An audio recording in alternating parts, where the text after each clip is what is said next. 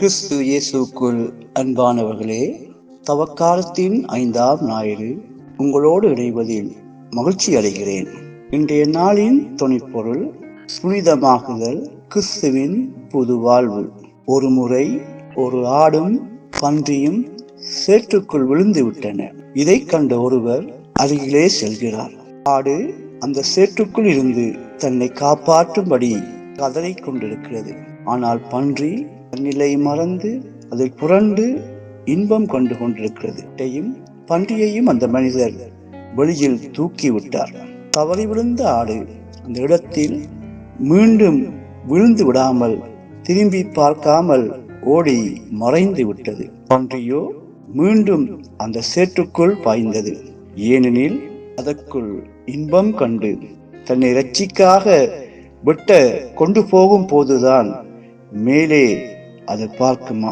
நாமும் சில பாவ காரியங்களில் ஆட்டை போல் தவறி விழுந்தவர்களாக உலக காரியங்களில் மூழ்கினவர்களாக இருக்கலாம். எனவே கிறிஸ்து இயேசுவிடம் வரும்போது அவருடைய இரத்தம் சகல பாவங்களையும் நீக்கி நம்மை சுத்திகரிக்கிறது என திருமறை கூறுகிறது. எனவே கிறிஸ்துவின் புது வாழ்வு நமக்கு கிடைக்க வேண்டுமாக இருந்தால் இன்றைய நாளின் 2 திருமறை பகுதிகளை தியானத்துக்காக எடுத்துக்கொள்ளலாம் என நினைக்கிறேன். பிலிப்பியர் 3ஆம் அதிகாரம் 4ஆம் வசனம் முதல் 14ஆம் வசனம் வரை பவுல் கூறுகிறார், இலக்கை நோக்கி தொடர்ந்து ஓடுகிறேன். இன்று கிறிஸ்தவர்களாகிய எமது இலக்கு எது? எதை நோக்கி ஓடுகிறேன்? எதற்காக ஓடுகிறேன்? பவுல் கூறுகிறார் பிலிப்பியர் 3ஆம் அதிகாரம் 7ஆம் 8ஆம் வசனத்தில், எனது இலக்கை நோக்கிய ஓட்டத்தில் உலக காரியங்கள் அனைத்தையும் கிறிஸ்துவின் பொருட்டு இழப்பு என கருதுகிறேன். உண்மையில் என்னை பொறுத்த மட்டில் என் ஆண்டவராம் கிறிஸ்து இயேசுவை பற்றிய அறிவே நான் பெற்ற ஒப்பற்ற செல்வம். அவர் பொருட்டு நான் அனைத்தையும் இழந்து விட்டேன். கிறிஸ்துவை ஆதாயமாக்கிக் கொள்ள எல்லாவற்றையும் குப்பையாக கருதுகிறேன் என கூறுகிறார். எனவே கிறிஸ்துவை அடைந்து கொள்வதற்கு தனது மேன்மைகளை விட்டு கிறிஸ்துவின் பாடு மரணத்தில் தன்னை ஐக்கியப்படுத்திக் கொண்டு உயிர்த்தெழுதலில் பங்கு கொள்வதற்கு அர்ப்பணித்து வாழ்வதையே தன் வாழ்வின் குறிக்கோளாக கருதுகிறார். இன்றைய நாளின் நற்செய்தி யோவான் 12ஆம் அதிகாரம் வசனங்கள் 1 முதல் 8 வரை நறுமண தைலம் பூசும் நிகழ்வை பார்க்கிறோம். மரியாவின் இந்த மனதை நிறுவ வைத்த இந்த அன்பின் செய்கை யாவரையும் பிரமிப்பூட்டுகிறது. அவள் தன்னிடம் இருந்ததிலேயே விலை உயர்ந்த பொருளை இயேசுவுக்காய் அர்ப்பணித்தாள்.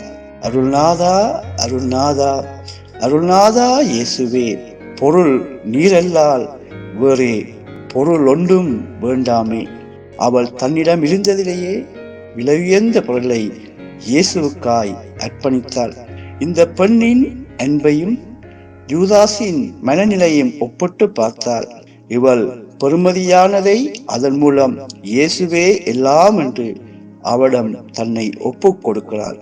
ஆனால் யூதாசோ இயேசுவை விட அதன் பெருமதியை குறித்து கவலைப்படுகிறான். அந்த பெண் அதை முழுவதுமாக ஏறக்குறைய 320 கிராம் 300 திராணியத்துக்கு அதிகமாக விற்கக்கூடியதை இயேசுவின் காலடிகளில் பூசி தன் கூந்தலால் துடைத்தார் என பார்க்கிறோம். இயேசுவின் மீது அன்பு இருப்பது போல் உலகுக்கு காட்டிக்கொள்ளவில்லை.